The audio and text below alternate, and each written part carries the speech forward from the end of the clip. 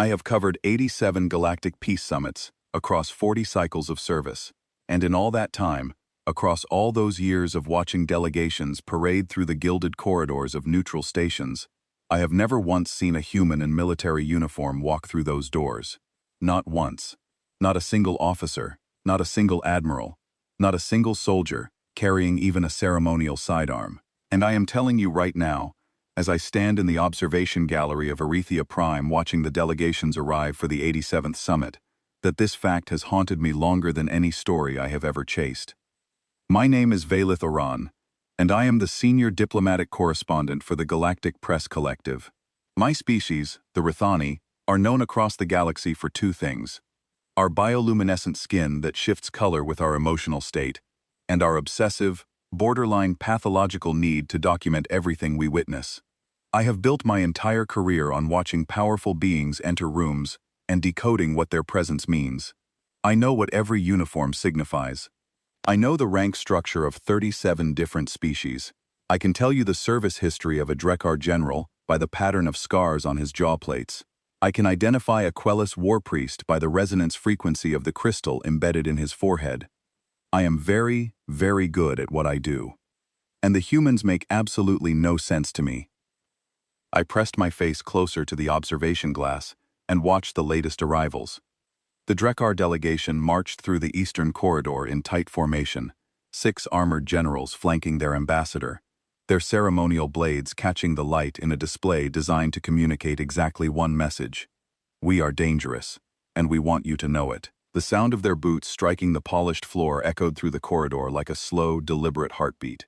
Each general wore battle honors on their chest plates, campaign markers from a dozen conflicts, trophies of dominance that told you exactly what they had survived and what they were capable of surviving again. The Drekar did not walk into a room, they occupied it. Behind them came the Quellis, their psionic war priests hovering 3 inches off the ground in meditative trances, their crystalline headpieces humming with barely contained energy that made the air shimmer around them like heat rising from sun-baked stone. Even through the observation glass, I could feel the faint psychic pressure of their presence, a low-grade hum at the edges of my consciousness that reminded everyone in proximity that the Quellis did not need weapons. They were weapons. The Torvathi delegation followed.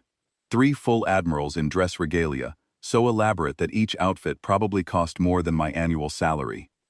Ribbons and medals and ceremonial shoulder plates that told the story of a military lineage stretching back centuries. Then the humans arrived. A woman in a charcoal-colored suit walked through the western corridor. She was average height, average build, with dark skin and close-cropped hair, and the kind of calm expression that suggested she had never been rattled by anything in her entire life. Behind her walked 2 junior aides, both in similarly plain civilian attire. One of them, a young man with sandy hair and pale eyes, carried a data tablet tucked under his arm. The other, a woman with auburn hair tied back in a simple knot, carried nothing at all. That was it. 3 people. No uniforms, no weapons, no rank insignia, no display of any kind. They could have been accountants arriving at a quarterly review. Ambassador Corinne Mbutu. I had watched her arrive at the last 4 summits in exactly this fashion. Before her, it had been Ambassador Hargrove, who dressed the same way and brought the same nothing. Before him, someone else whose name I could not remember, because there was nothing memorable about the way they arrived. The faces changed, but the pattern never did. 40 years of summits, hundreds of delegations, thousands of officers in dress uniforms, and ceremonial armor and battle-ready formations. And the humans walked in every single time looking like they had wandered into the wrong building and were too polite to mention it. I felt the familiar frustration rise in my chest, and I knew my skin was shifting from its resting silver to an irritated amber, because a Torvathi journalist standing next to me glanced over and quietly moved 2 steps away. I did not care. This question had been eating at me for 4 decades, and today was the day I was going to answer it. My communicator buzzed. Decian, my editor back at the collective's headquarters. A gruff Hiroki with 4 arms, and absolutely no patience for anything that did not generate readership numbers. His face appeared on my screen, all sharp angles and disapproval. His upper arms crossed while his lower arms tapped impatiently on a desk I could not see. "Valith," he said without greeting, "your numbers are declining." "Good morning to you as well, Desyan." "I do not care about mornings. I care about the fact that your summit coverage has become predictable. You write the same structural analysis every cycle. Delegation dynamics, treaty implications, power shifts. Our readers can get that from any junior correspondent with a press badge and a strong opinion. I need something that will make them stop scrolling and actually read." "What exactly are you suggesting?" "I am suggesting that you have one story left in you that matters.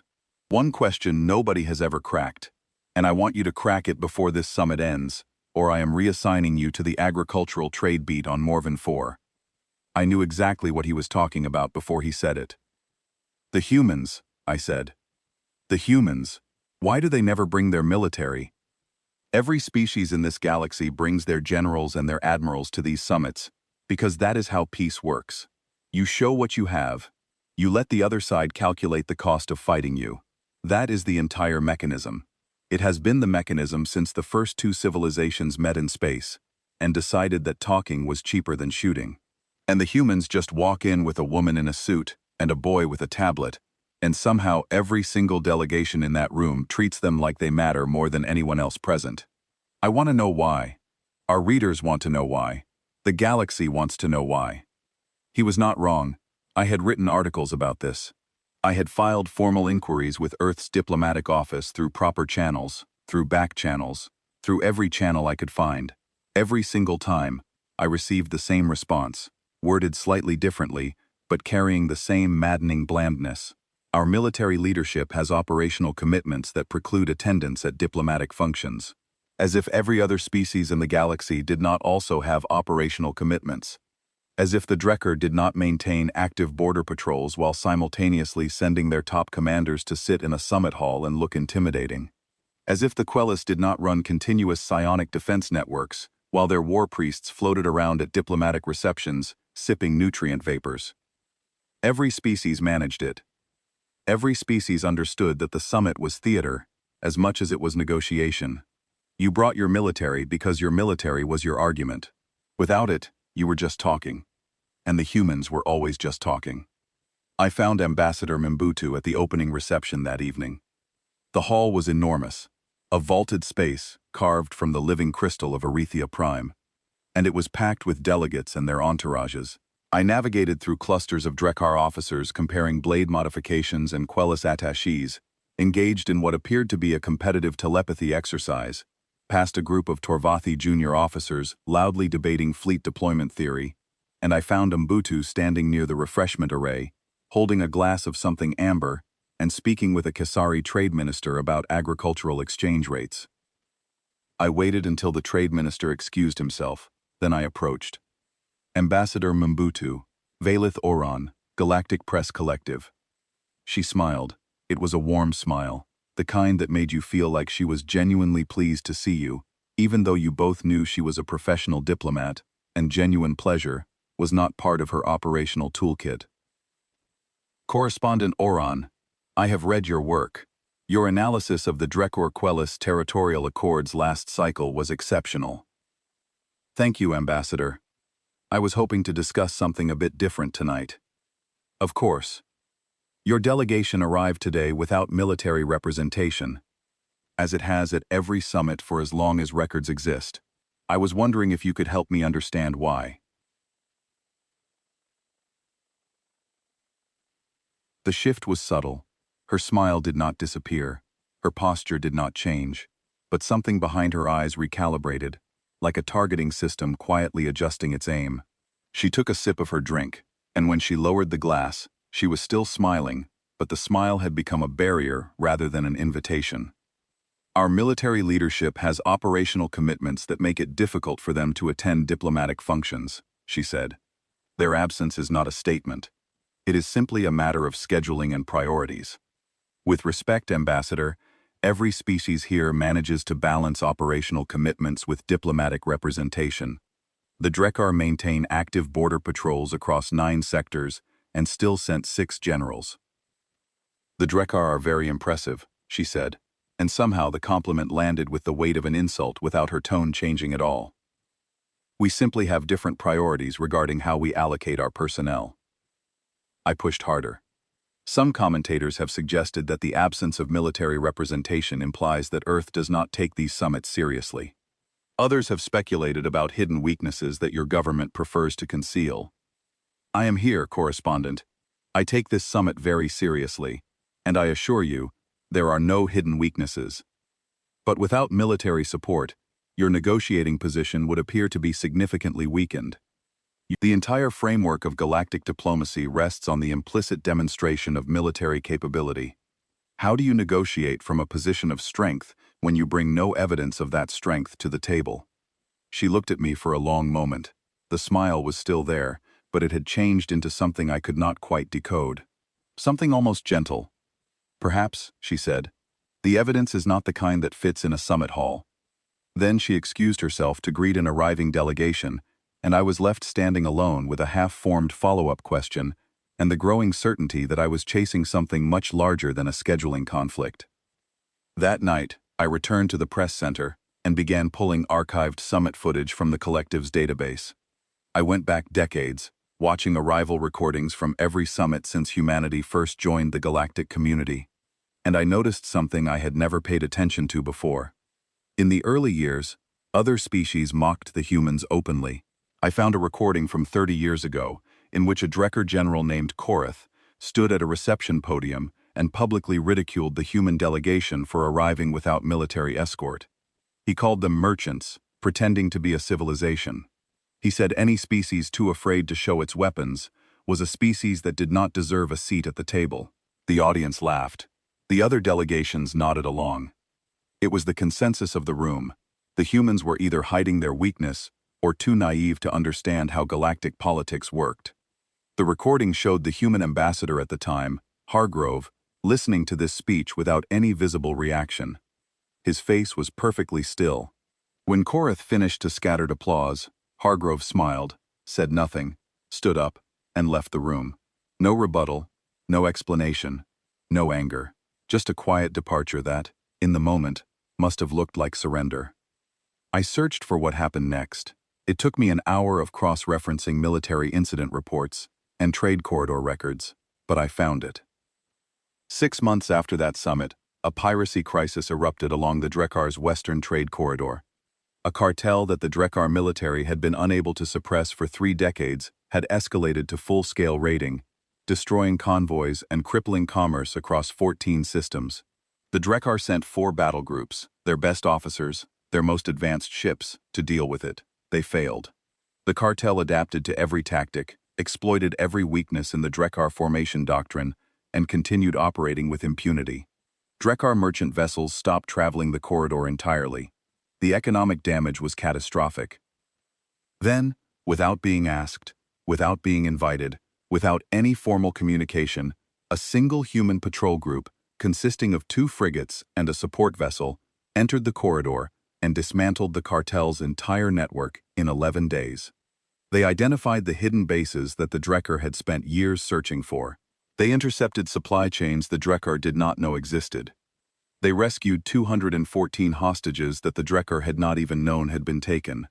And when it was over, the human ships left the corridor without requesting payment, recognition, or thanks. General Korath never mocked the humans again. He retired from public service 18 months later without explanation, and when I searched for more recent summit footage, I noticed that no one else mocked them either. The laughter had stopped completely sometime in the last 20 years, replaced by something I had initially mistaken for apathy or indifference. I watched the faces of veteran delegates more carefully now. The ones who had attended many summits, the ones who watched the human delegation arrive with that same understaffed, unarmed, unremarkable appearance, year after year. I had thought they were ignoring the humans. I had thought they simply did not care about the absence. I was wrong. They were not ignoring the pattern. They had learned not to question it. And the look on their faces was not apathy at all. It was something much more complicated. Something that lived in the space between respect and unease. In the territory where admiration meets the quiet acknowledgement. that you are standing in the presence of something you do not fully understand, and are not entirely sure you want to. I closed the archive footage and sat in the dark press center, my skin cycling through colors I could not control, and I made a decision. I was going to find the answer, not the diplomatic deflection, not the scheduling excuse. The real answer. Whatever it was, wherever it led, however deep the hole went. I owed it to 40 years of asking. The next morning, I pulled credentials I had never used before.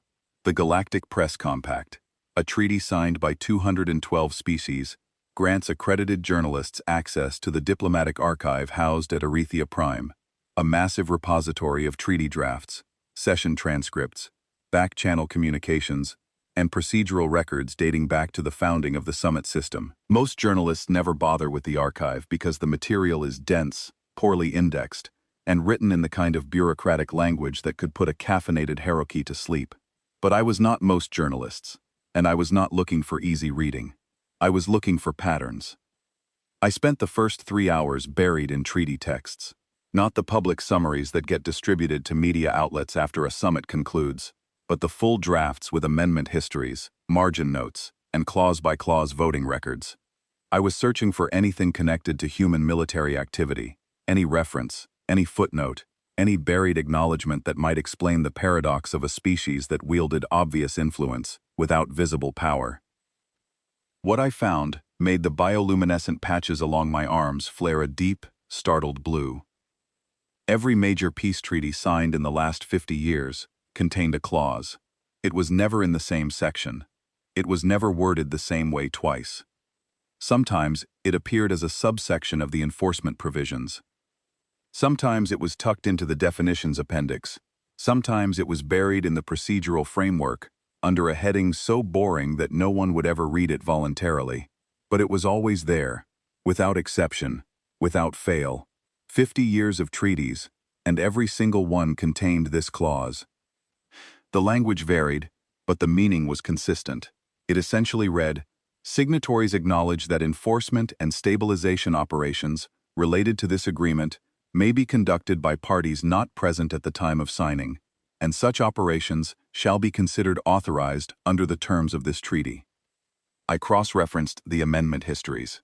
Every single one of these clauses had been introduced by the human delegation, and every single one had been accepted without objection. Not a single species had voted against them. Not a single delegate had raised a formal challenge. Not a single dissenting opinion had been recorded in the minutes. In 50 years, across dozens of treaties involving species that could barely agree on the temperature of a conference room or the order of speakers at a reception, this one clause had passed unanimously every time. I sat back in my chair and stared at the screen until the characters blurred. The implications were staggering. These clauses essentially granted enforcement authority to an entity that never showed its face at the negotiating table. They created a legal framework for a military presence that was simultaneously everywhere and nowhere.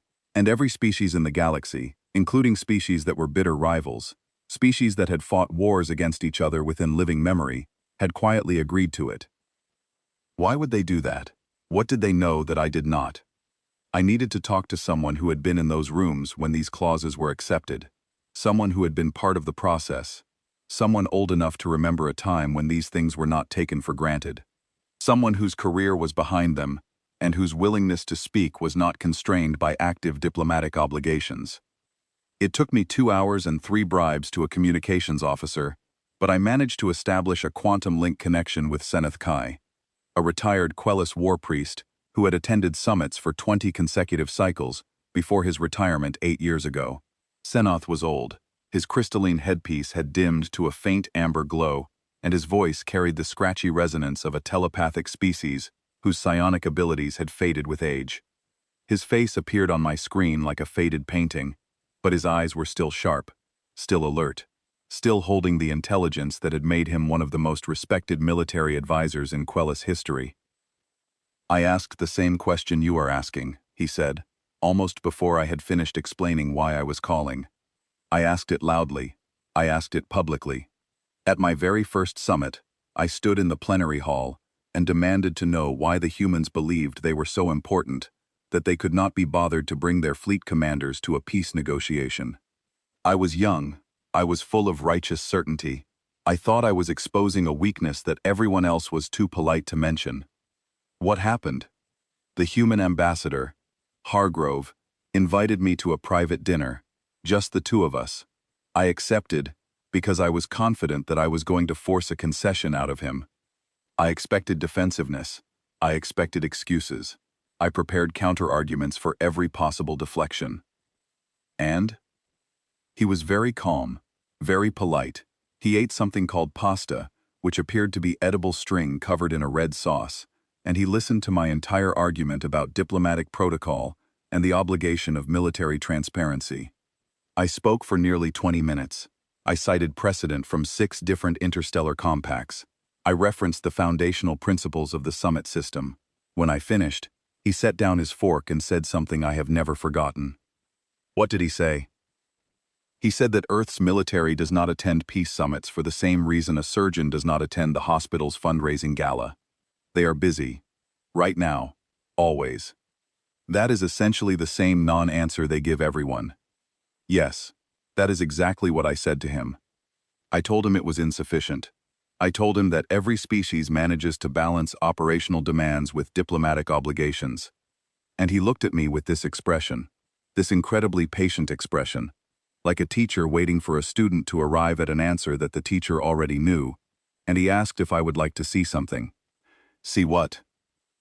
He pulled out a device, small, portable, nothing impressive to look at.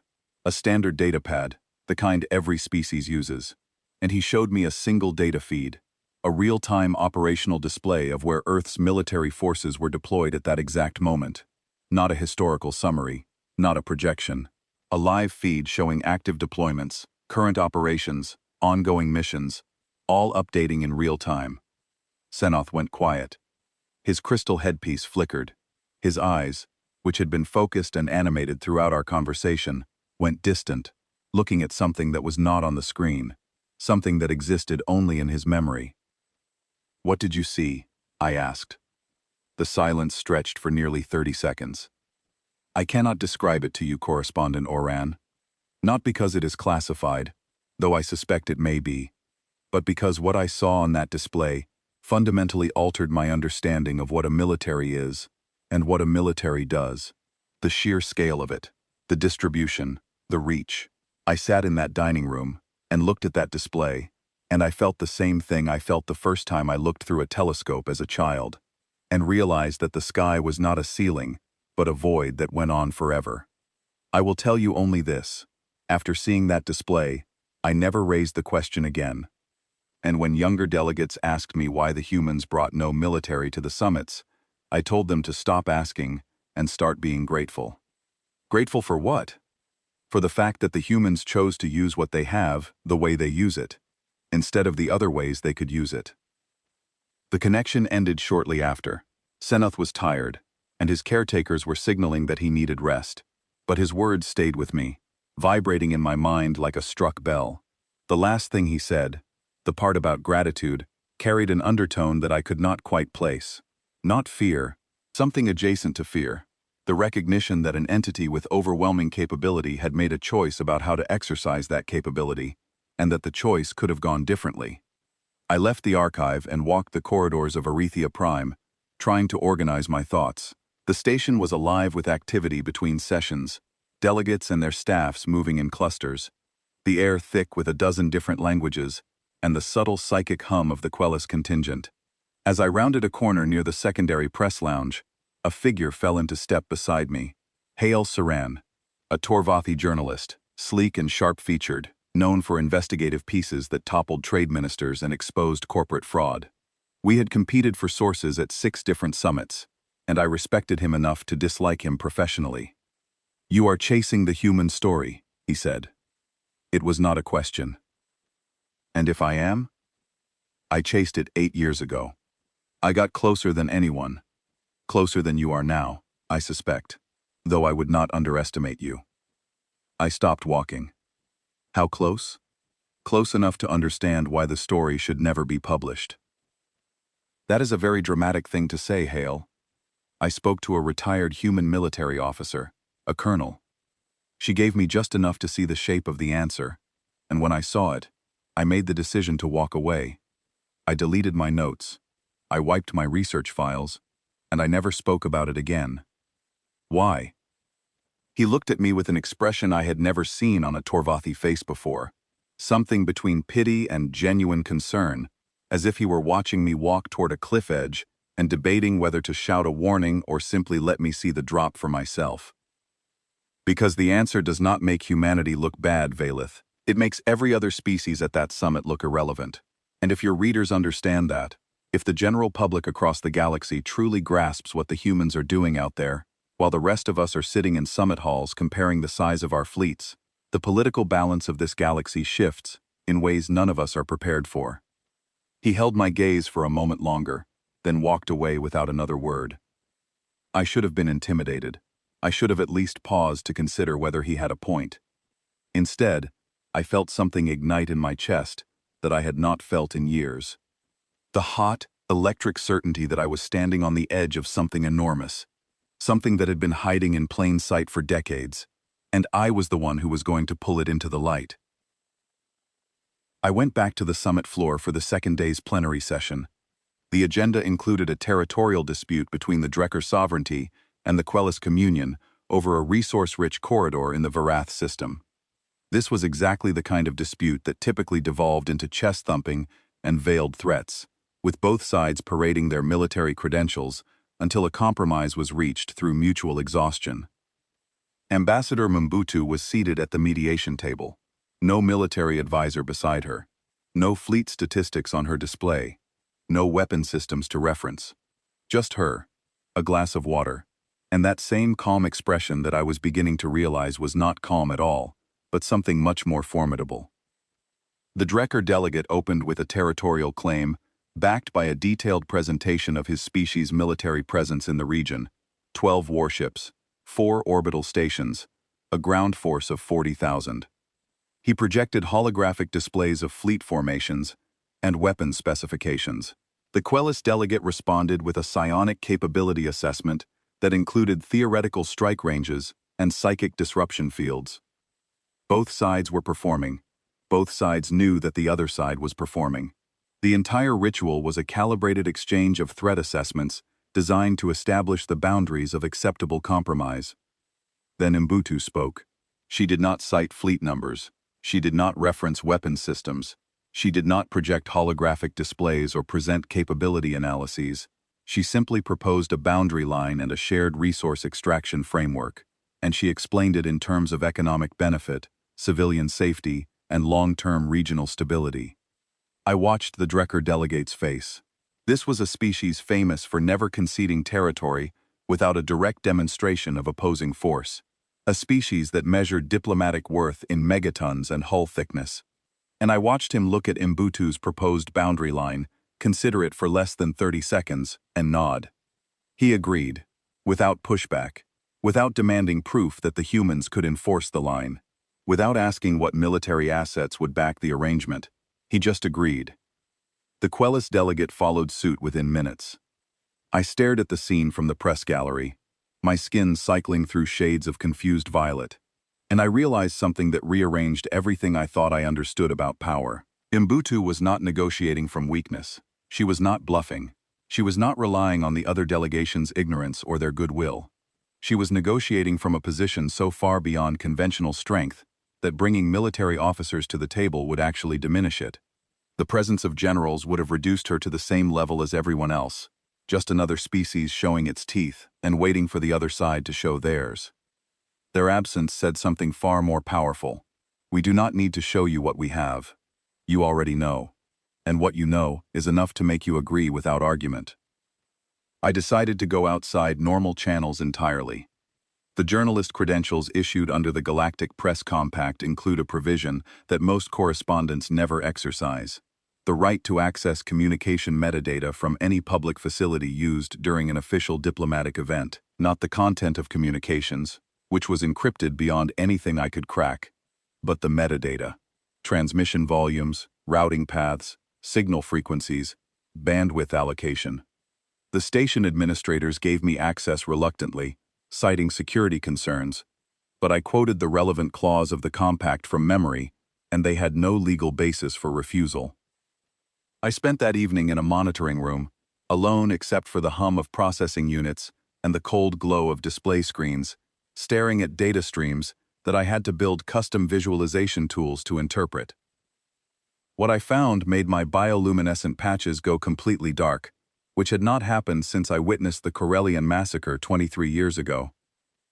The human delegation was sending and receiving more encrypted communications per hour than every other delegation at the summit combined. Not by a small margin. The data volume was staggering, and it was not in occasional bursts the way you would expect from a diplomatic team checking in with headquarters for instructions and updates. It was a constant, unrelenting stream that never slowed, never paused, never dropped below a threshold that suggested automated background traffic. This was active, real-time, two-way communication, with something on the other end that was generating as much information as it was consuming. Someone out there was talking to the human delegation, and the conversation never stopped. And the routing paths did not lead to Earth. The transmissions were going to over 300 distinct endpoints scattered across the galaxy, not clustered around Earth or its colony worlds, not concentrated in human-controlled space, not even grouped in any discernible strategic pattern. They were scattered everywhere, into Drekker territory, into Quellis space, into the Torvathi frontier systems, into the Outer Rim, into the contested zones where no major power maintained a permanent presence, into regions that were technically uninhabited, where there was nothing but dust and dead stars, and the kind of emptiness that made even seasoned travelers nervous. 300 endpoints, constant communication, across the entire galaxy, while 3 people in civilian suits sat in a summit hall and negotiated territorial disputes as if they had nothing more pressing on their minds. I printed the routing map and stared at it for a long time. Then I went looking for someone who could help me understand what I was seeing. I found General Orath Voss during the mid-summit break the following morning. Orath was the senior Torvathi military delegate, a decorated officer with campaign ribbons from 14 different conflicts, and a reputation for bluntness that made him simultaneously beloved by journalists and despised by his own diplomatic corps. He was standing on an observation terrace, watching the stars through the transparent dome of Arethea Prime, with his hands clasped behind his back. And he did not seem surprised when I approached. He did not even turn around. "You have the look," he said. "What look?" "The look that journalists get when they start pulling at the human thread. I have seen it 4 times in my career. You are the 5th. The others all stopped pulling eventually. I need to ask you something, General. You want to know where the human military is?" I blinked. Yes. He was silent for a long time. The stars reflected in his eyes, cold and distant, and I could see him weighing something internally, measuring the cost of honesty against the comfort of silence. Then he exhaled, a heavy rumbling sound that resonated through his chest plates like distant thunder, and he turned to face me. 5 years ago, Torvathi Central Command authorized a classified analysis, the highest level of classification we have, triple-sealed, compartmentalized, restricted to fewer than 20 individuals with executive clearance. The purpose was to answer the exact question you are asking. We committed our best intelligence analysts, our most advanced tracking systems, and 2 full years of dedicated surveillance to the project. We allocated more resources to this single analysis than we spend on our annual threat assessment of the Drekkar sovereignty. What did you find?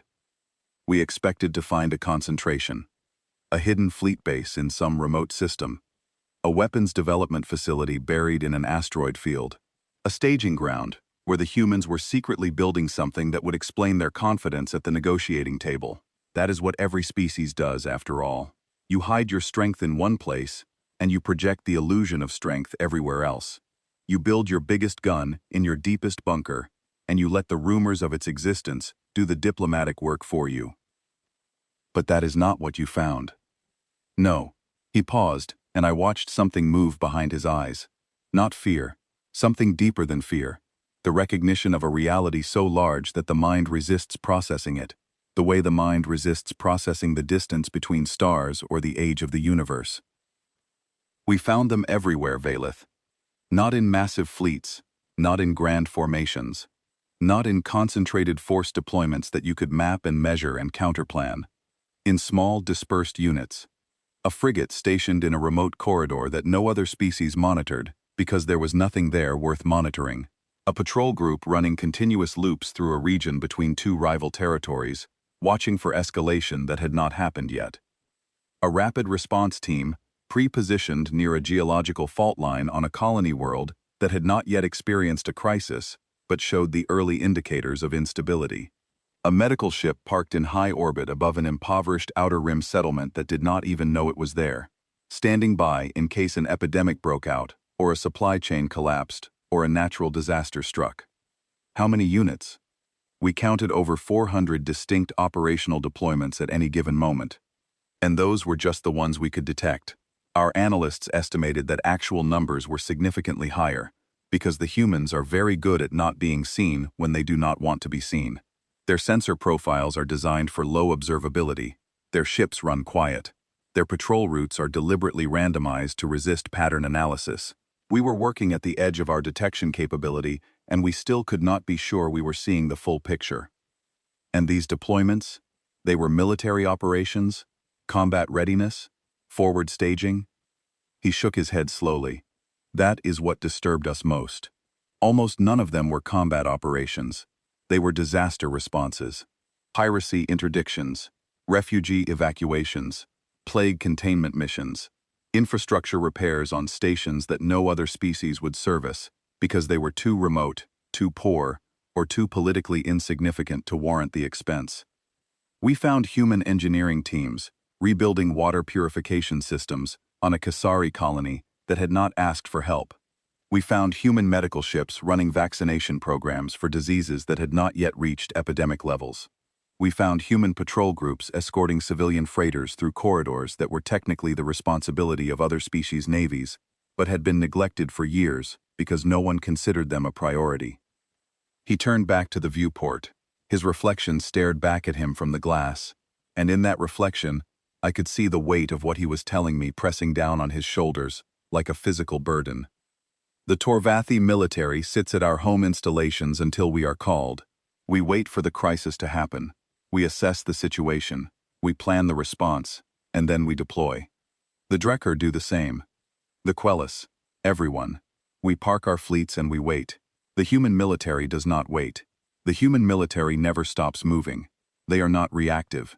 They are preemptive. They are not standing by. They are already there. Our analysis estimated that at any given moment, Earth's active military forces were simultaneously engaged in more operations than every other species' military combined. Not by a small margin, not by double or triple, by an order of magnitude.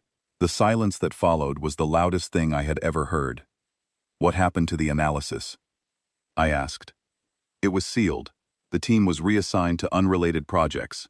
The classification level was raised twice after completion, to ensure it could never be accessed without executive authorization. Why? If this information demonstrates the scope of human contributions to galactic stability, why would you hide it? Because the implications were destabilizing. If the general public understood what the humans were doing, if they understood that one species was single-handedly maintaining the operational infrastructure of peace across the entire galaxy, while every other species was sitting in summit halls arguing about territory lines and trade tariffs, the political consequences would be catastrophic. Every government would face the same question from its citizens. What are our forces actually doing? And the answer, for most species, would be embarrassing. I left Orath standing on that terrace and walked directly to the human delegation's suite on the station's upper ring. I did not request a meeting. I did not wait for a scheduled press availability. I walked to the door, identified myself to the security system, and asked for Ambassador Mimbutu. She came to the door herself, no aide, no security escort, just her, in the same charcoal suit, with the same composed expression, holding a cup of something dark that smelled like bitter earth. Correspondent Orion. This is unexpected. I know about the treaty clauses, I said. Every single one. 50 years of buried enforcement provisions, all inserted by your delegation, all passed without objection. I have the full amendment histories. She said nothing. I know about the communication traffic. 300 endpoints across the galaxy. Constant, real-time, never stopping. More encrypted data volume per hour than every other delegation combined. Still nothing. I spoke to General Oreth Voss. I know about the Torvathi analysis. 400 deployments at minimum, all simultaneous, spanning the entire galaxy. Disaster response, piracy interdiction, refugee evacuation, infrastructure repair. Your military is everywhere, Ambassador. It has been everywhere for decades, and nobody talks about it, because the one government that tried to study it classified the results and buried them. Mbutu looked at me for a long time. She did not deny anything. She did not deflect. She did not reach for the standard diplomatic non-answer that I had heard so many times I could recite it from memory. She sipped her drink, and then she asked me a single question. And what do you think all of that means? I had rehearsed this moment in my head during the walk to her suite. I had prepared a speech, a carefully constructed argument that demonstrated the depth of my research and the rigor of my analysis. But standing in front of her, looking into eyes that carried a knowledge I was only beginning to glimpse, all of that preparation evaporated, and I said the simplest thing I could. It means your military does not come to peace summits because they are too busy actually keeping the peace. Mbutu did not confirm or deny. She took another sip of her drink, and then she said something that I knew, in that instant, I would remember for the rest of my life. If our generals came to this summit, correspondent, who would be answering the distress calls? She let that settle. Then she added, in a quieter voice, every species here brings their military to the peace table, to show that they could wage war. We do not bring ours, because ours is too busy making sure no one has to. She wished me a good evening and closed the door. I stood in that corridor for what felt like an hour, listening to the hum of the station's life support systems, feeling the gentle vibration of a structure that housed thousands of beings from hundreds of species, all of them breathing and sleeping and working in safety that they took completely for granted. That evening, I was in the press gallery reviewing my notes when an emergency alert cascaded through every communication system on Arethea Prime simultaneously. A massive ion storm had destabilized a civilian shipping corridor in the outer Varath belt, a region located far beyond the regular patrol range of any major power's fleet. 12 freighters carrying medical supplies to frontier colonies were stranded in the turbulence zone with failing shields and deteriorating hull integrity. The captain's distress calls were fragmented by interference, but the meaning was clear: help us, or watch us die. The summit floor erupted into motion. Delegations scrambled for information. The Drekar military attaché consulted his fleet command and reported that the nearest Drekar battle group could reach the Varath belt in approximately 9 days. The Quellis delegation offered psionic navigational assistance, with an estimated delivery timeline of 6 days if a relay chain could be established. The Torvathi began drafting a joint rescue proposal that would require coordination between 3 species and an estimated response window of 4 to 5 days. I watched this unfold from the press gallery, recording everything, documenting the chaos and the calculations, and the genuine concern on the faces of delegates who understood that 12 freighters full of medical supplies meant frontier communities that would not survive the delay. Then the human aide, the quiet young man with the sandy hair and the data tablet, looked up from his screen. He had not moved from his seat. He had not consulted with anyone. He had not scrambled or panicked or reached for a communicator. He had simply been reading his tablet the way he always did, with the same calm, focused expression, and now he looked up and said, in a voice so casual it might have been commenting on the weather, "It is handled. Our nearest unit reached the corridor 20 minutes ago. All 12 freighters are being escorted to safety now." The room went silent. Not the gradual silence of a conversation winding down. The sudden, total, absolute silence of an entire chamber full of powerful beings simultaneously realizing that the reality they operated in was not the reality that actually existed. 20 minutes. The alert had been issued 20 minutes ago, and the humans already had a unit on site. The Drekker attaché stared. That corridor is 47 light hours from the nearest charted human installation. The aide glanced at his tablet briefly. We had a patrol group running supply verification in the adjacent sector. They diverted when the storm signatures appeared on long-range sensors. Before the distress calls went out. They had seen the storm forming and moved toward it, before anyone was in danger. Before anyone had asked for help. Before anyone even knew help would be needed. I sat in the press gallery with my recording device running, and my skin cycling through every shade of blue my biology could produce, and I understood, finally and completely, what Senoth Kai had seen on that data display 30 years ago. They were not absent from the peace table, because they did not care about peace. They were absent because they were the ones holding the peace together. The aftermath of the Varath Belt rescue sent ripples through the summit that I could track like seismic waves propagating through stone. Delegates whispered in corridors. Small clusters of 2 and 3 gathered in observation lounges, speaking in hushed tones that fell silent whenever I walked past. The veteran delegates, the ones who had attended 10 or 20 summits, nodded to each other with the resigned familiarity of people confirming something they had long known but never discussed openly. It was the newer delegates who were shaken, the ones attending their first or second summit, the ones who had grown up hearing about human peculiarities but had never witnessed one in person, and had assumed the stories were exaggerated. I found one of them standing alone near a viewport on the station's lower ring, a young Kesari attaché named Liwen, barely old enough for his first diplomatic posting, his insectoid mandibles clicking in the unconscious rhythm that Kesari exhibit when they are processing something that does not fit their existing mental models. I thought it was propaganda, he said when I approached. He did not seem to care that I was press. He was too rattled to guard his words. The stories about what the humans do out there. My professors at the Diplomatic Academy talked about it, but they talked about it the way you talk about myths. Exaggerated stories, designed to make a young species seem more impressive than they actually are. I wrote a thesis, arguing that the absence of human military at summits was a calculated bluff, designed to obscure limitations in their force projection capabilities. And now? His mandibles clicked faster. 20 minutes, correspondent. The storm alert was issued 20 minutes before that aide looked up from his tablet and said it was handled. 47 light hours from their nearest known position.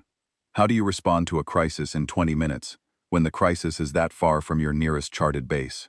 You do not. It is physically impossible. Unless you were already there. Unless you are always already there, everywhere, all the time, in numbers so vast and so distributed that no matter where the emergency happens, you are close enough to respond before the distress call finishes transmitting. He looked at me with compound eyes that held a species-specific expression I recognized as dawning comprehension, mixed with something close to vertigo. How many of them are out there right now? He asked. Right now, while we are standing here, how many human ships are sitting in corridors nobody is watching? I did not answer, because I did not have a precise number, but I thought of Orith Voss's estimate, 400 deployments at minimum. An order of magnitude more operations than every other species combined, and those were just the ones the Torvathi could detect. I left Liwen at the viewport and returned to the press center. I had the what, I had the how. I had more evidence than any journalist had ever assembled on this topic. But I did not have the why. Why would a species commit its entire military infrastructure to silent, thankless, perpetual operations across the galaxy instead of bringing their admirals to summit halls where they could leverage that work into political power? Every other species would have used this level of operational commitment as the ultimate bargaining chip. Imagine the Drekar learning that their border was being patrolled by human frigates. Imagine them sitting across from a human general who could say, "We have been protecting your trade routes for a decade and you did not even notice." The diplomatic leverage would be immeasurable. The political capital would be bottomless. But the humans never used it. They never even mentioned it. They let their ambassadors negotiate without military backing, accepted the perception of weakness, tolerated the mockery in the early years, and simply continued doing the work in silence. Why? I dug into human military doctrine archives that were publicly available on the Galactic Information Network. Most of it was dry organizational material, command structures, training protocols, equipment specifications, logistics frameworks. But buried in the foundational documents, filed under strategic philosophy, I found a concept that had no equivalent in any other species' strategic framework. They called it persistent presence doctrine. The core principle was deceptively simple. Peace is not a state achieved through negotiation and then maintained through the threat of force. Peace is an active, ongoing operation that requires constant, distributed engagement across the entire operational theater. It cannot be left unattended. It cannot be delegated to treaties and then forgotten. It cannot be sustained by sitting at a table and agreeing to stop fighting and then going home and waiting to see if the agreement holds. It must be maintained the way you maintain a living organism, through continuous care, constant monitoring, and immediate response to any threat to its stability, no matter how small, no matter how remote, no matter how politically insignificant. The humans did not see peace as the absence of war. They saw it as a mission that never ends, never pauses, and can never be left without operators in the field. I traced the doctrine back to its origin and found a name: Yuki Tanaka, the first human galactic admiral, the officer who had restructured Earth's entire military 60 years ago. When humanity entered the galactic community, I found an interview with her, recorded during the early years of human galactic participation, archived in a university database that had been digitized but apparently never reviewed by anyone in the press corps. In the interview, Tanaka was direct. She spoke with the measured precision of someone who had spent a lifetime making decisions that determined whether people lived or died, and who understood that imprecise language cost lives. In human history, she said, every peace achieved through summits and treaties eventually failed. Every single one. Not because the treaties were poorly written, not because the diplomats were incompetent, but because the moment the generals left the table, they stopped paying attention to the conditions that caused the conflict in the first place. Starvation along a border creates refugees. Refugees create tension. Tension creates incidents. Incidents create retaliation. And retaliation creates war. Piracy in a neglected corridor disrupts trade.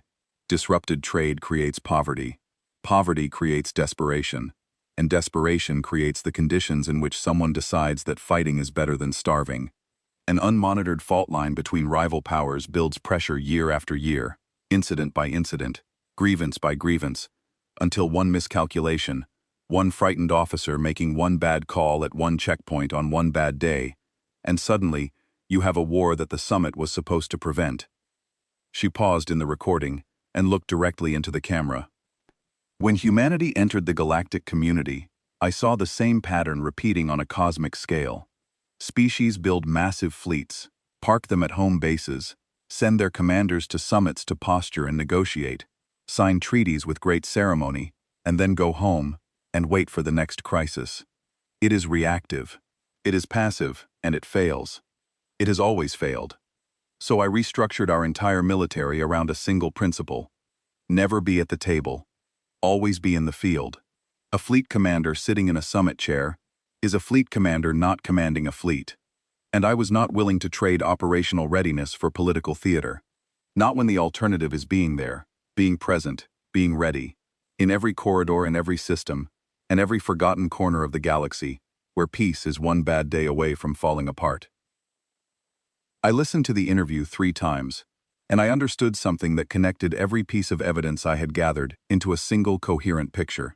The humans did not bring their military to peace summits because their military was the peace, not the treaty, not the negotiation, the actual, physical, operational reality of peace, maintained through constant presence across the entire galaxy. Remove the human military from the field, even for the duration of a summit, and the peace itself would begin to deteriorate. Distress calls that went unanswered, corridors that went unpatrolled, fault lines that went unmonitored. The infrastructure of peace was not built from treaties. It was built from presence, and the humans could not afford to withdraw that presence for even a single day. That evening, Hale Seren found me again. He was waiting outside the press center, leaning against the wall with his arms crossed. He fell into step beside me as I walked toward the observation deck, and for a while neither of us spoke. "You did not take my advice," he said finally. "No." You found the doctrine. Yes. Then you understand why I walked away. I stopped and looked at him. I understand what the doctrine says, but there is something you know that you have not told me. The retired colonel you spoke to 8 years ago. She told you something beyond the doctrine, something that made you delete your research. He was quiet for a long time. Stars drifted past the viewport as the station rotated on its axis. Then he took me to the observation deck and pointed out into the darkness. The colonel told me something off the record. She told me that Earth's military has, on multiple occasions, prevented wars that the galaxy never knew were about to happen. Not skirmishes, not border incidents. Full-scale wars between major powers that would have killed millions. Prevented how?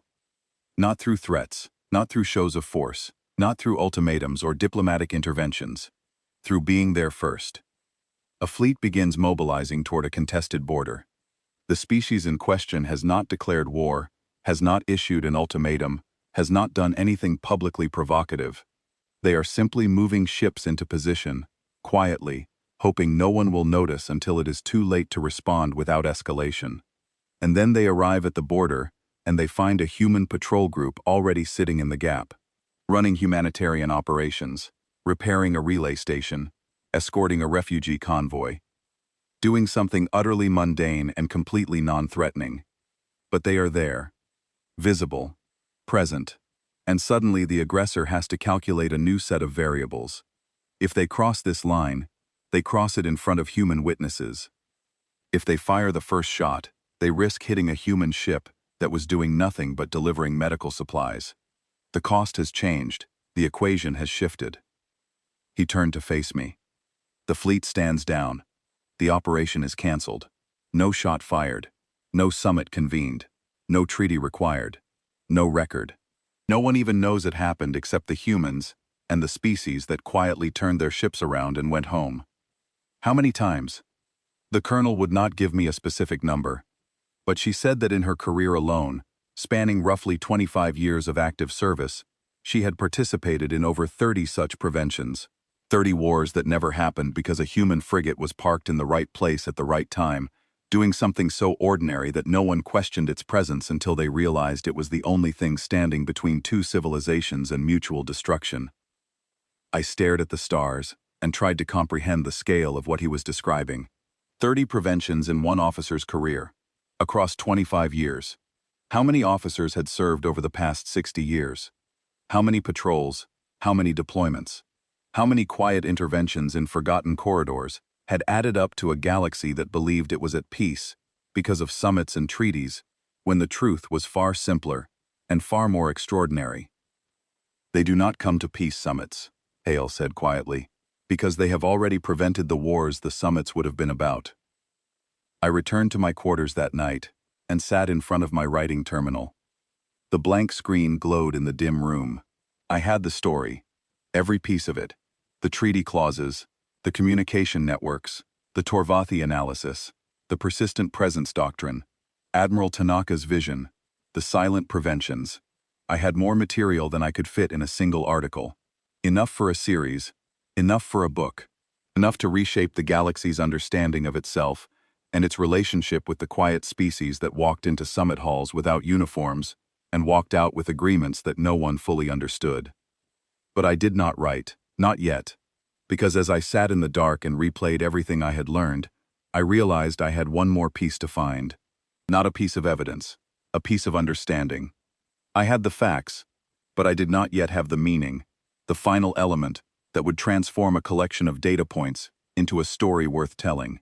And I knew, with the instinct that 40 years of journalism had hammered into my bones, that the meaning would reveal itself. I just had to be watching when it did. The final day of the summit began with the closing ceremony. All delegations gathered in the grand amphitheater for the formal reading of the summit's joint declaration, a tradition that had survived 87 iterations, despite the fact that no one actually listened to the reading. It was a ritual, a performance, a way to mark the end of proceedings with appropriate solemnity, before everyone returned to their ships and resumed the business of governing their respective civilizations. I was in the press gallery, my recording equipment running, my article still unwritten, when the ceremony was interrupted. A Priority 1 distress transmission cut through every communication system on Arethea Prime simultaneously. Priority 1 is reserved for events of civilizational magnitude. In my 40 years of covering summits, I had never witnessed one issued during a diplomatic event.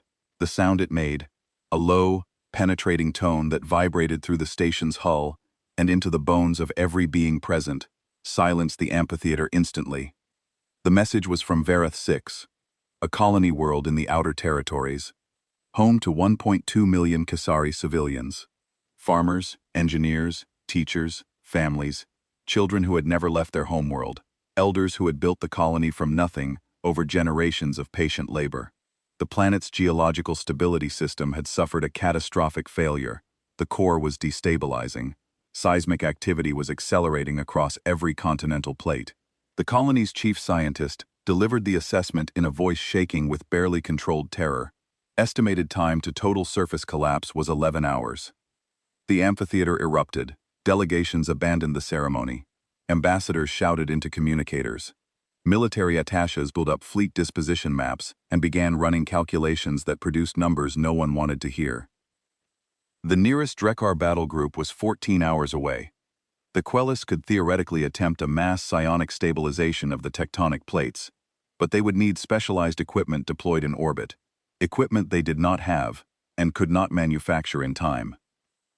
The Torvathi calculated that even their fastest courier ships could not reach Vareth 6 in fewer than 12 hours, and their engineering vessels, the ones with the heavy equipment needed for planetary stabilization, would take 16. 11 hours. The colony had 11 hours.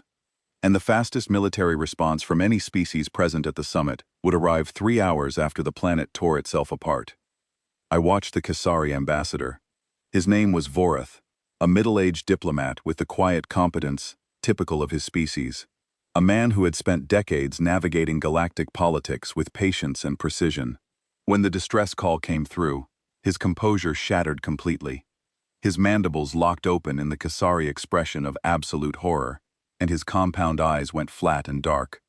1.2 million of his people, children, families, workers who built their lives on that world and trusted their leaders to keep them safe.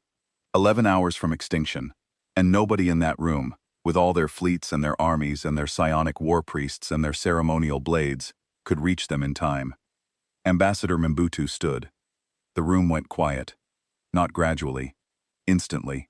Every delegate, every military officer, every journalist, every aide and attaché and support staff member in the amphitheater stopped what they were doing and turned to face her. The silence was so absolute that I could hear the hum of the station's environmental systems, the distant vibration of power conduits running through the walls. She did not look panicked, she did not look urgent. She looked the way she always looked, composed, calm, certain. And she turned to her aide, the young man with the sandy hair, who had been working his data tablet since the moment the alert came through. She asked one question. Status? The aide did not look up from his tablet.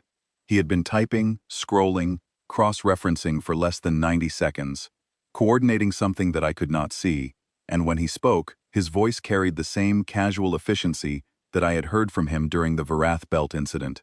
The same tone, the same calm, as if he were reading weather reports. 3rd Expeditionary Group was running supply convoys in the Varath corridor.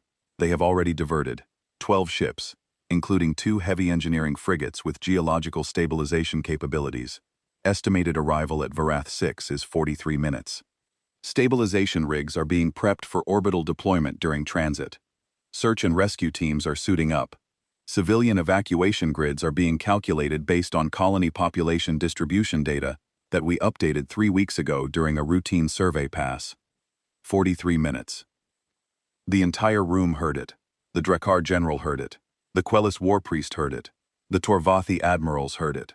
Every species that had just spent 5 minutes calculating response times, measured in hours and days, heard the human aide say 43 minutes, with the same tone you would use to report the time of day. The Kasari ambassador made a sound, not a word, not a cry, a sound that came from somewhere deeper than language, somewhere beneath the layers of diplomatic training and professional composure and cultural restraint. The sound of a being who had accepted the death of his people 30 seconds ago and was now being told they might live. His mandibles trembled, and his compound eyes refocused, and he looked at Mbutu with an expression that I will carry with me to the end of my life. An expression that transcended species and culture and biology, and everything that separates one form of consciousness from another. She crossed the amphitheater floor. She walked through a crowd of delegates who parted before her without being asked, as if the force of what was happening bent the room itself around her. She reached the Kasari ambassador and put a hand on his arm, a simple gesture, a human gesture, and she said the simplest thing anyone could say. "We will get your people out, Ambassador Vorith." She said it without drama, without grandstanding, without the theatrical gravity that every other species would have brought to such a moment. She said it the way you would tell a friend that everything would be all right, because you had already made certain it would be. The summit transformed. The closing ceremony was abandoned. Every delegation pivoted to support the rescue effort. Communication channels were opened, logistics coordinators were mobilized, and every species present offered whatever resources they could muster. But there was nothing to organize, nothing to coordinate on the immediate timeline, because the humans had already done it. Their ships were already moving. Their teams were already preparing. Their calculations were already complete. The station's communication systems were patched into the human operational feed at Mbutu's authorization, and every screen in the amphitheater displayed the live tactical overlay of the Varath 6 response. I watched from the press gallery with my recording device running, and my skin glowing a steady, deep blue that I could not have controlled if I had tried. The human ships arrived at Varath 6 in 41 minutes, 2 minutes ahead of schedule. They did not pause. They did not form up in orbit for a briefing. They did not convene for a command conference or wait for authorization from a distant headquarters. They executed, immediately, precisely, and with an efficiency that made my chest physically ache. The two heavy engineering frigates assumed high orbit and deployed geological stabilization rigs, massive devices that drove energy beams deep into the planet's crust, reinforcing failing tectonic boundaries, buying time by brute-forcing stability into a system that was collapsing from within. The rigs did not fix the core instability. Nothing could fix it. The planet was dying, but the rigs slowed the death. Hours, perhaps. Enough to get the people out. Shuttles launched from the remaining 10 ships and began landing in population centers across the colony's 3 major continents. The evacuation proceeded with an efficiency that I have no adequate words to describe. Sector by sector, city by city, building by building. Human search and rescue teams moved through collapsing infrastructure with equipment designed for exactly this kind of catastrophe, cutting through debris, stabilizing structures long enough for civilians to escape, guiding frightened families to evacuation corridors that had been calculated during the 41-minute transit and transmitted to ground teams before they even touched the surface. I watched a human team enter a residential block that was partially collapsed, its upper floors pancaked down at a 40-degree angle, dust and fragments still falling from fractured walls. They emerged 6 minutes later carrying a Kasari family, 2 adults, 3 children, and an elderly relative who could not walk. A human soldier, a woman with short dark hair and dust covering her face, carried 2 of the children, one tucked under each arm, their small bodies pressed against her armor. Her teammate, a broad-shouldered man whose name I would never learn, supported the elderly Kasari on his back, moving with careful, measured steps across rubble that shifted with every tremor. They loaded the family onto a shuttle, checked that everyone was secure, and the woman turned around and went back into the building without hesitation. She did it 3 more times. The building collapsed 90 seconds after her final exit, folding in on itself like a crushed box, sending a plume of dust into the trembling sky. On another continent, a human engineering crew held a geological fracture line stable with emergency stabilization rigs, while 319 civilians crossed a bridge that spanned the widening gap. The fracture was growing in real time, the ground splitting apart with a sound like tearing metal, and the stabilization rigs were rated for 4 minutes of sustained operation at that intensity, before their power cells burned out. The crossing took 3 minutes and 40 seconds. I watched the timer on the tactical display count down, while 319 beings walked across a bridge over a chasm that was trying to swallow them, trusting that the human equipment would hold and that the human crew would keep it running long enough. When the last civilian stepped off the bridge, the engineering crew pulled the rigs and ran. The bridge collapsed into the fracture 11 seconds later. 11 seconds of margin between life and death for 319 people who would never know how close they came. I watched human medics treating Kasari patients on the decks of evacuation shuttles. They knew the Kasari biology. They had the right medications, dosed for Kasari metabolic rates, calibrated for Kasari body chemistry. They spoke enough of the Kasari language to provide comfort and basic instructions. They knew which gestures were calming and which were threatening to a Kasari in distress. They had studied this species. They had prepared for this specific kind of emergency, on this specific kind of world, with this specific population. Not because they knew this crisis would happen, because they prepared for every crisis that could happen, everywhere, for everyone. Because of course they did. They had been running supply convoys in the Varath corridor. They had updated the colony's population distribution data 3 weeks ago during a routine survey pass. They were already there. They were always already there. The other species' ships began arriving hours later. Drekar warships with their armored hulls and bristling weapons arrays. Quellis medical vessels humming with psionic energy. Torvathi transport carriers with their massive cargo holds. They integrated into the ongoing operation smoothly and without confusion, because the humans had already established the command structure, assigned the communication frequencies, mapped the evacuation corridors, set the rescue priorities, and created a framework that arriving forces could slot into, like pieces fitting into a puzzle that had already been assembled. The evacuation succeeded. 1.18 million of the colony's 1.2 million inhabitants were rescued and transported to safety.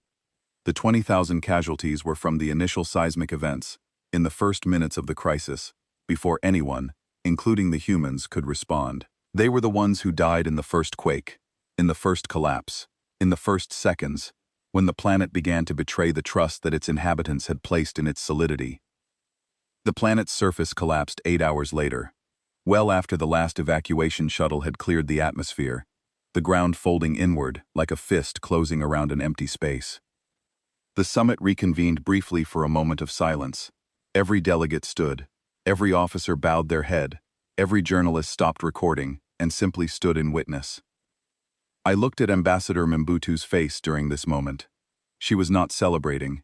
She was not accepting praise. She was not positioning herself for the political advantage that any other ambassador would have seized with both hands. She looked tired, genuinely, deeply tired, with the kind of weariness that comes not from a single effort, but from years and decades of carrying a weight that no one fully appreciates and no one fully shares. She looked like someone who had watched this happen before. Not this specific disaster, but this pattern. The crisis, the response, the rescue, the grateful silence. And then the inevitable return to normal, where the galaxy goes back to its summits and its treaties, and its ceremonial displays of power, and the humans go back to doing the work that actually keeps everything from falling apart. I wrote my article that night, but it was not the article I had planned.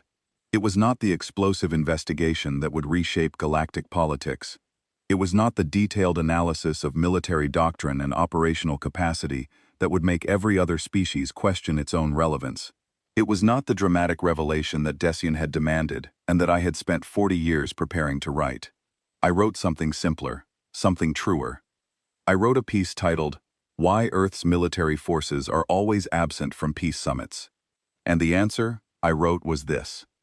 They are absent from the summit because they are present everywhere else. They do not sit at the peace table because they are the peace itself.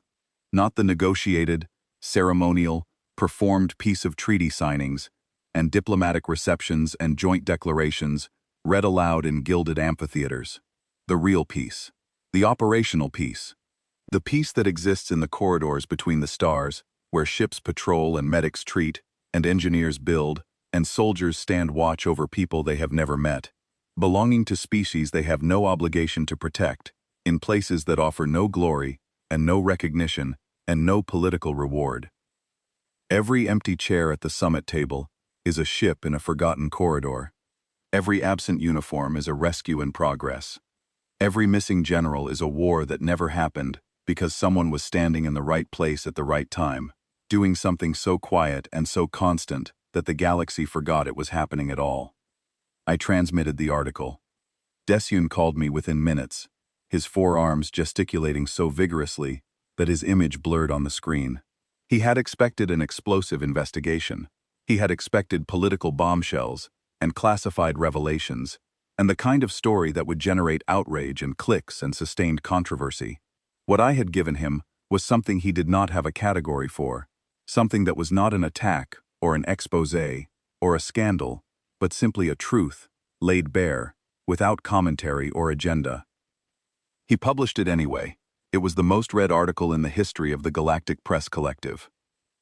Then I closed my writing terminal, walked to the observation deck, and looked out at the stars. Somewhere out there, at that exact moment, a human frigate was responding to a distress call that no one else had heard. A human patrol was sitting quietly in a corridor that would have become a war zone by morning if no one had been watching. A human medic was treating a patient on a station at the edge of nowhere, learning a new species biology, practicing a new language, preparing for a crisis that might never come but would be met with absolute readiness if it did. A human engineering crew was repairing a water purification system on a colony that had never asked for help and would never know it received it. They would never attend the summit. They would never stand in the amphitheater in dress uniforms while diplomats made speeches about peace. They would never sit at the table where the galaxy congratulated itself for not being at war.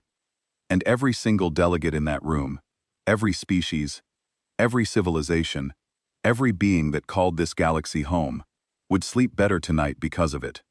Not because of the treaties they signed, or the speeches they gave, or the fleets they displayed.